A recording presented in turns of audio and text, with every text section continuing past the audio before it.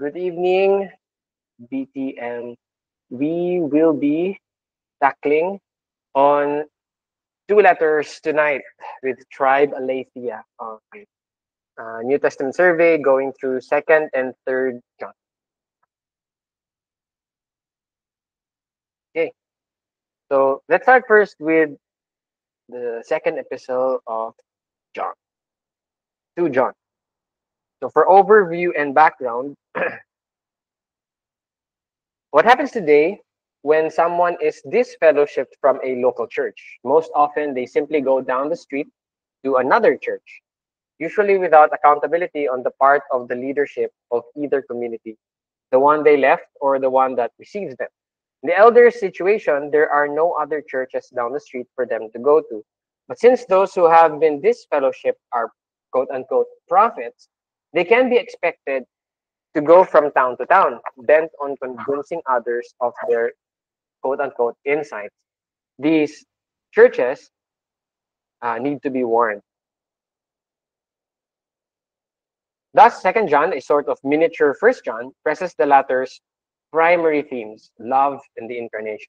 But while First John was written to assure the elders' own community that they, not the false prophets, walk in the truth, this letter warns a house church in another town that these deceivers are on the loose. Notice also that Second John, verses 10 to 11, anticipate the concern over hospitality that will be raised in Third John.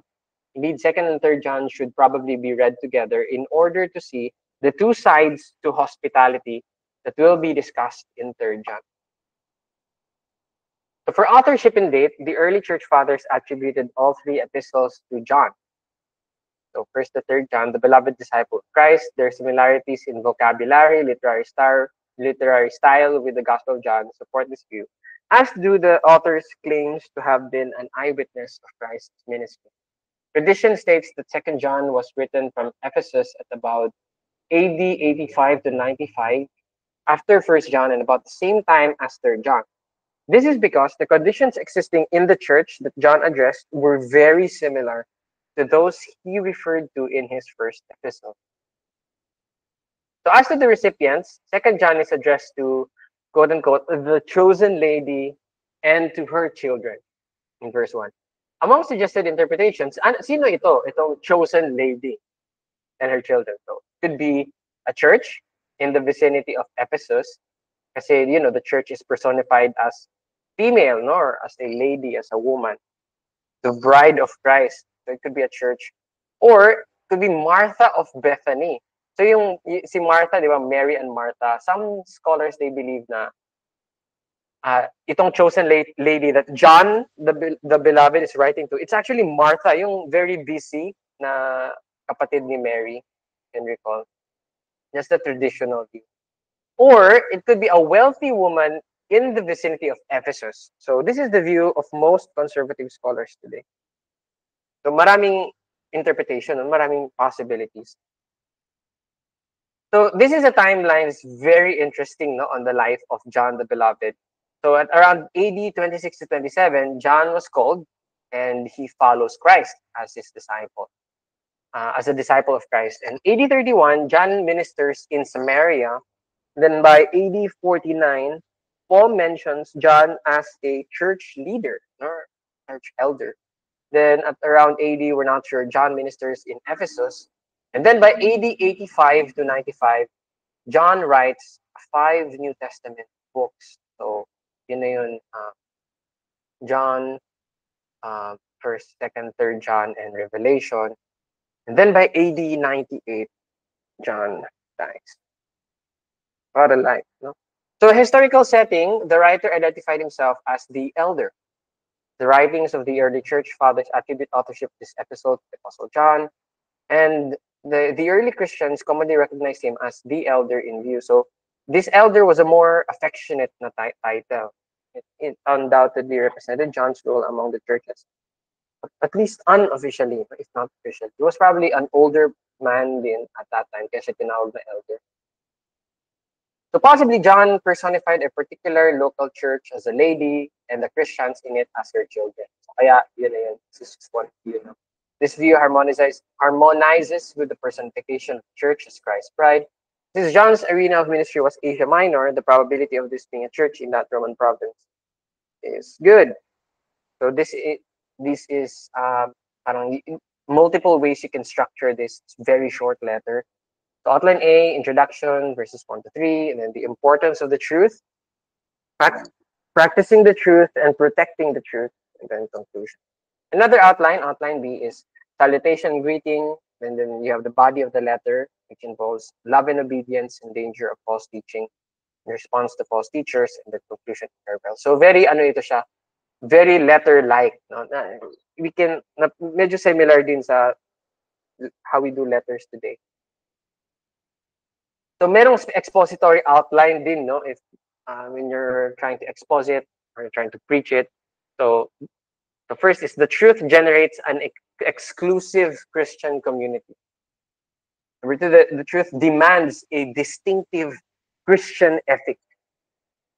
Number three, the truth involves propositional Christian doctrine.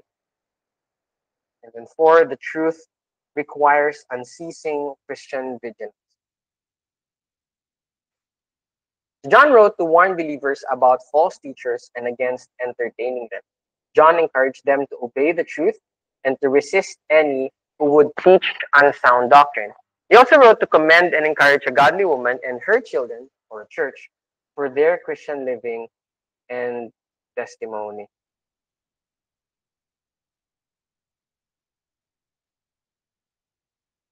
So here are some unique features, no, of 2 John. 2 John is the only New Testament book specifically addressed to a woman. Imagine. It's the only Bible book besides 1 John to use the term Antichrist. It gives specific instruction concerning the believer's attitudes and actions toward false teachers. And 8 of 2 John's 13 verses repeat the themes of 1 John. 2 John also warns against entertaining false teachers, while 3 John encourages entertaining true teachers. Kaya para siyang ano siya, two sides of the same coin.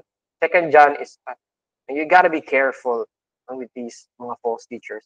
Kasi sa 3 John naman, you have to welcome, true teachers that come from the Lord. So, di ba? Discernment is really important. And maganda siya basahin together, 2nd, 3rd. We'll try to read it mamaya. So here's a specific advice for reading. 2nd and 3rd John are both the size of ordinary letters in the Greco-Roman world. Diba? Imagine, very short, 13 verses. Pero ganun talaga actually yung usual na size of letters during that time. It's written on a single sheet of papyrus. Note how both letters close with a notice about John's wanting to talk with the recipients face to face. Actually, sasabihin niya, both of them ganon. Sasabihin niya at the end na, I want to see you guys. Pupuntahan ko kayo. Very short lang yung letter, which probably indicates that he was running out of space on his piece of paper. Given its brevity, how short it is, you should especially note significant repeated words, both where they occur and how often. In fact, you may wish to do this for yourself before you read further, using different colored pens for the different words. So, did you note in verses 1 to 6, the repetition of truth, for example, it's repeated 5 times. Companion, walk in the truth. The associated word love, and love's companion, commandment. In verses 7 to 11, the truth is now the teaching. It has to do with Jesus Christ as coming in the flesh, and thus with his being the true Son of the Father. So very important ito, no? Yung repetition of words. John is trying to emphasize specific concepts in a very short letter. Several words refer to those who reject this teaching, deceivers, antichrist, anyone, them, etc. This exercise pretty well tells the story about this letter. So this is a very important advice when you're reading 2 John is be sensitive. Highlight, like yung ginagawa ni Ate Jean. Highlight specific repetitions kasi makikita mo ano ba yung main emphasis, yung gusto niya talagang i-push through na idea to the original listeners. So here's a key verse. Ate Jean, can you please read for 2 John 1:6? 2 John 1:6, love means doing what God has commanded us, and He has commanded us to love one another, just as you heard from the beginning. Okay, this is from the NLT, no? Kaya very ano siya. Love means doing what God has commanded us. So love is basically obedience to God's commands. So love is obedience, and it's to love one another. Okay. So what are the mega themes, yung mga big ideas running through this letter? Number one is truth. Following God's word, the Bible is essential to Christian living because God is truth. Christ's true followers consistently obey his truth. To be loyal to Christ's teachings, we must seek to know the Bible, but we may never twist its message to our own needs or purposes or encourage others who misuse it. Number two is love. Christ's command is for Christians to love one another. This is the basic ingredient of true Christianity. To obey Christ fully, we must believe his command to love others. Helping, giving, and meeting needs put love into practice. The third is false leaders. We must beware of religious leaders who are not true to Christ's teaching. We should not give them a platform to spread false teaching. Don't encourage those who are opposed to Christ. Politely remove yourself from association with false leaders. Be aware of what is being taught in your church. Especially kayo, no? Election na ni Kiboloy. And he's actually winning. Top 6 na daw siya last time I checked. May malaking chance that he's going to win that. Let's pray for that. Theology. So it's the theology of 2 John. Truth is indispensable to the elder who wrote 2 John. He loves the letter's recipients in truth, as do all who know the truth. This truth abides in us and will be with us forever. This language may suggest that as eternal life functions as the name for Christ in 1 John 1:2, so here truth stands for the Son of God who described himself as the truth and promised to abide in and be with those who follow him. Or the reference may be to the Spirit of truth, who Jesus promised will be in believers and with you forever. As personal as the truth is, it also has specific doctrinal content. To walk in the truth is to confess that Jesus is the Christ who has come in the flesh, which is to abide in the teaching of Christ that secures communion with God the Father and the Son. Walking in the truth is also walking according to his commandments, by which Christians obey God's preeminent commandment to love one another. The command to love is not new, but has been delivered to us from the beginning.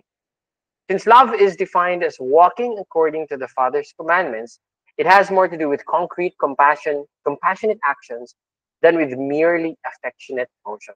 Very important yun, no? Kasi subconsciously, alam natin, we acknowledge na love is action, love is sacrificial, free will choices to do what's best.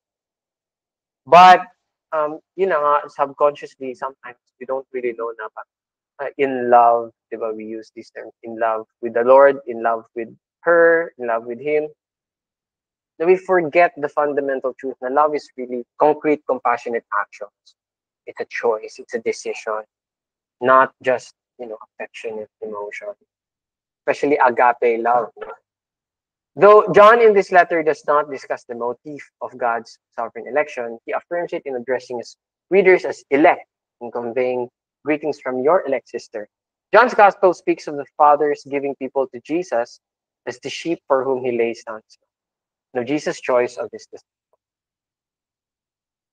So John in the larger story of the Bible. So where is John in the whole story of the Bible? Now, the confession that Jesus is the Christ come in the flesh, which distinguishes believers who walk in the truth from many deceivers in circulation, affirms the incarnation of the Father's Son as the indispensable bedrock of revealed truth and implicitly of God's redemptive plan for history. Unlike 1 John, this brief letter does not elaborate the atoning purpose for which the Son assumed human nature, but the confession that Christ came in the flesh implies the purpose, which is the vicarious obedient suffering for which he embraced the frailty of man. So Christ in 2 John.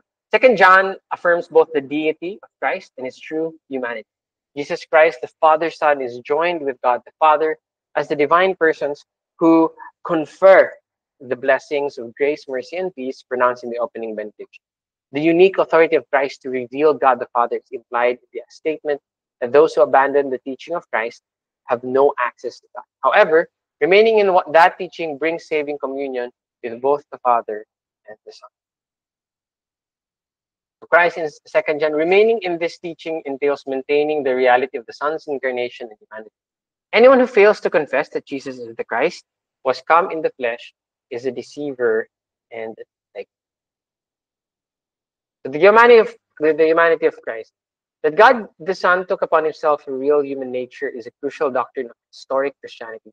The Great Ecumenical Council of Chalcedon in AD 451 affirmed that Jesus is truly man and truly God, and that the two natures of Christ are so united as to be without mixture, confusion, separation, or division, each nature retaining its own attribute. The true humanity of Jesus has been assaulted chiefly in two ways. The early church had to combat the heresy of Docetism, which taught that Jesus did not have a real physical body or a true human nature. They argued that Jesus only seemed to have a body, but in reality was a phantom sort of being. Yung mga ano ito, I think, there's a specific sect na I forgot the term na parang gina-combat, especially in mga letters. But yun, Docetism, yung heresy. Over against this, John strongly declared, Gnosticism, that's it, thank you, Sir Den. Over against this, John strongly declared that those who deny that Jesus came truly in the flesh are of the Antichrist. The other major heresy the church rejected was the monophysite heresy. This heresy argued that Jesus did not have two natures, but one. The single nature was neither truly divine nor truly human, but a mixture of the two. It was called a theanthropic nature. The monophysite heresy involves either a deified human nature or a humanized divine nature. So subtle forms of the monophysite heresy threaten the church in every generation. The tendency is toward allowing the human nature to be swallowed up by the divine nature in such a way as to remove the real limitations of Jesus' humanity. We must distinguish between the two natures of Jesus without separating them. When Jesus hungers, for example, we see that as a manifestation of the human nature, not the divine. What is said of the divine nature or of the human nature may be affirmed of the person. So on the cross, for example, Christ, the God-man, died. This, however, is not to say that God perished on the cross. The two natures remain united after Christ's ascension. We must still distinguish the natures regarding the mode of his presence with us. Concerning his human nature, Christ is no longer present with us. However, in his divine nature, Christ is never absent from us. Christ's humanity was like ours. He became a man for our sakes. He entered the entire situation as our Redeemer.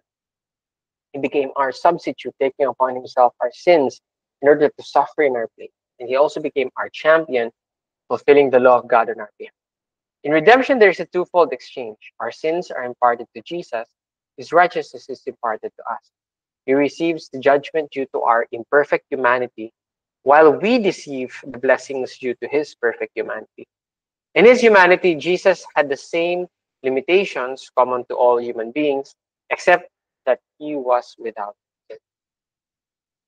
In his human nature, he was not omniscient. His knowledge, though true and accurate as far as it went, was not infinite. There were things he did not know, such as the day and the hour of his return to earth. Of course, in his divine nature, he is omniscient. His knowledge is without limit. As a human being, Jesus was restricted by time and space. Like all human beings, he could not be in more than one place at the same time. He sweated, he hungered, he wept, he endured pain. He was mortal, capable of suffering death. In all these respects, he was like us. Okay, so that's for 2 John. Now let's go to 3 John. For overview and background, this is the shortest letter in the New Testament and thus the shortest book in the Bible. It's just 25 Greek words. It's shorter than 2 John. Along with Philemon, it is a personal letter, but unlike Philemon, it is a private letter as well. An issue is Christian hospitality as evidence that one is walking in the truth. The recipient, Gaius, perhaps a convert of John, is a dear friend. Dear friend translates the Greek word agapitos, or beloved. Along with the truth of the gospel, Gaius and the elders share the practice of Christian hospitality toward approved itinerary. The sandwich between Gaius' two responses of hospitality towards strangers is the opposite example of Diotrephes, who has a twofold problem. Number one, he is self-assertive in terms of leadership in the church. In KJV, he loveth to have the preeminence. And second, his way of asserting himself is to reject both a letter from the elder and the approved itinerants who were being commended to the church in that letter. In light of 1st and 2nd John, one is tempted to see Diotrephes as also on the false teacher side of things, although doctrinal issues as such are not mentioned in this case. But in light of 2nd John 10 to 11, hospitality towards strangers is not they must be approved as those who walk truth. From his headquarters in Ephesus, John sent itinerant ministers to churches in the surrounding area. Gaius entertained the apostolic delegates to his church. Diotrephes, a dominating official, forbade other rebuked Gaius for showing them hospitality and forbade other church members from doing so upon threat of excommunication. When they returned to Ephesus, the itinerant ministers gave a glowing report of Gaius and a scathing condemnation of Diotrephes. John wrote this letter to commend Gaius and to condemn Diotrephes and to introduce Demetrius, the bearer of the letter. So for structure, one way you can see it is first is introduction and then upholding the truth with love.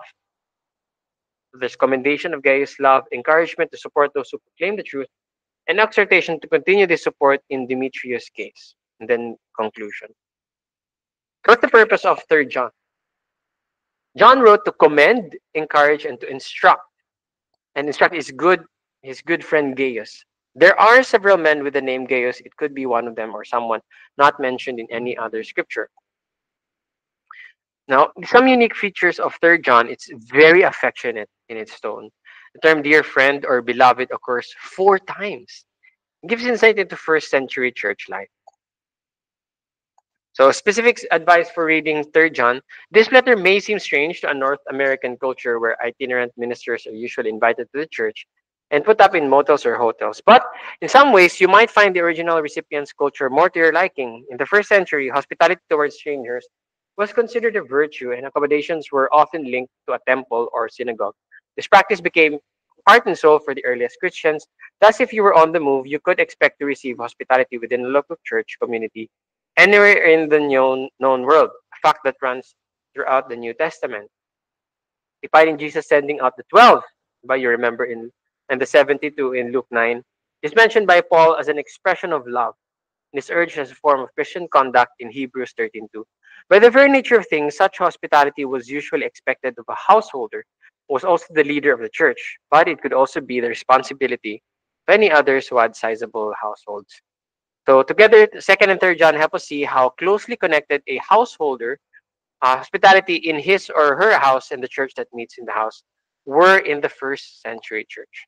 So strangers who claim to be bearers of the good news about Jesus Christ needed to have letters of commendation. So in order to be given Christian hospitality in the home that housed a church community. So in this case, makikita natin na may letter of commendation na pinadala si John, the beloved. So nagwonder siya bakit ni-reject ni Diotrephes, no, yung mga pinadala niya na meron naman siyang letter of recommendation, letter of commendation na tanggapin, na legit yun. Those were true na mga teachers. But even when the itinerants were well known, they often carried a letter of commendation from a leader known to the community to which they were going. Like in Acts, no, Romans, 2 Corinthians, where Paul is miffed at the idea that he needed such a letter in Corinth. So this cultural phenomenon is crucial to your understanding of 3rd John, as well as 2nd John. In the present case, such a letter from the elder had accompanied some of whom he had sent to a church, but Diotrephes had rejected it, refused hospitality, and disfellowship those who would like to have shown it. Exactly the position the elder himself took in 2nd John 10 to 11, indicating that the touchstone of everything is the gospel of Christ. So, for the key verse, Fernand, are you there? Can you read 3rd John 1:5. 3 John 1:5. Dear friend, you are being faithful to God when you care for the traveling teachers who pass through, even though they are strangers to you. Beautiful. So mega themes. Number 1 is hospitality. John wrote to encourage those who were kind to others. Genuine hospitality for traveling Christian workers was needed then and is still important today. Faithful Christian teachers and missionaries need our support whenever you can extend hospitality to others. It will make you a partner in their ministry. Next is pride. Diotrephes not only refused to offer hospitality, but also set himself up as a church boss. Pride disqualified him from being a real leader. Christian leaders must shun pride in its effects on them. Be careful not to misuse your position of leadership. The faithfulness is the third megatheme. Gaius and Demetrius were commended for their faithful work in the church. They were held up as examples of faithful, selfless servants. Don't take for granted Christian workers who serve faithfully. Be sure to encourage them so they won't grow weary of serving. So, what's the theology? Who is God? Or what are theological ideas that come out of the third John? So, as in first and second John, the elder emphasizes love and truth, their close interconnection. John loves Gaius in truth. Brothers who had enjoyed Gaius' generous hospitality, though they were strangers to him, bore witness both that he was walking. Balik-balik talaga ang love and truth, and that he had shown love by providing for them. By contrast, the prideful Diotrephes expressed his defiance of the apostles' authority, both by talking wicked nonsense instead of truth, and by punishing instead of loving believers such as Gaius who welcomed the brothers. Although John does not accuse Diotrephes of denying the confession of Jesus as Christ come in the flesh, as deceivers do, refusing or opposing hospitality to those who faithfully bear the name is nonetheless a failure to walk in the truth. Whatever one's church officer professed beliefs, the principle announced by Jesus holds. You will recognize them by their fruits. As John expresses it, whoever does good is from God, whoever does evil has not seen God. Where is John in the larger story of the Bible? This short letter beautifully illustrates a theme that runs through redemptive history, that believers who have received God's gracious welcome through the gospel gladly share in the spread of the good news by welcoming and providing for its messengers. The letter's recipient, Gaius, belonged to the blessed company of those who became fellow workers for God's truth, by housing, feeding, and funding the bearers of God's word. This company includes a gentle widow in Zarephath who fed the prophet Elijah at the risk she expected of her own and her son's starvation. And the woman of Shunem who persuaded her husband to remodel their home to accommodate the visits of the prophet Elisha. Obadiah risked his life and provided truth to his name by hiding 100 true prophets in a cave, bringing them bread and water. And Jesus sent out the 12 and the 72. He promised that as they traveled to spread the good news of God's kingdom, they would be provided for by people of. In receiving Jesus' messengers, these hosts were welcoming Jesus himself, so they would share in the messenger's reward. In Philippi, Lydia's first instinct upon coming to faith was to open her home to welcome the missionary team of Paul. When Paul wrote his letter to the Romans, he expected to be helped on my journey, same Greek verb as 3 John 7, to Spain by their financial support. After a spiritually refreshing sojourn among Hebrews urges its hearers not to neglect hospitality to strangers, subtly reminding them that when Abraham welcomed unknown guests, he was entertained by angels. Such assistance not only shows love for one's fellow believers, but it will also be repaid by the Lord himself. At the last judgment, the Son of Man will commend and reward those who fed, welcomed, clothed, and cared for the feast of Jesus' brother. So the Jesus lens, or Christ in 3 John. There is no explicit mention of the divine human savior in 3 John. This is not surprising in view of the brevity of the letter. A specific focus on hospitality to traveling gospel emissaries. However, 3 John seems to contain 2 allusions to Christ that would have been easily recognizable for a Christian at that time. 1 John says that faithful teachers have gone out for the sake of the name, accepting nothing from the Gentiles. That name almost certainly belongs to Jesus. The apostles rejoiced to suffer for the sake of the name, having declared that this is the only name under heaven in which salvation is found. Christians are baptized in the name of Jesus and call on His is the honorable name by which they are called.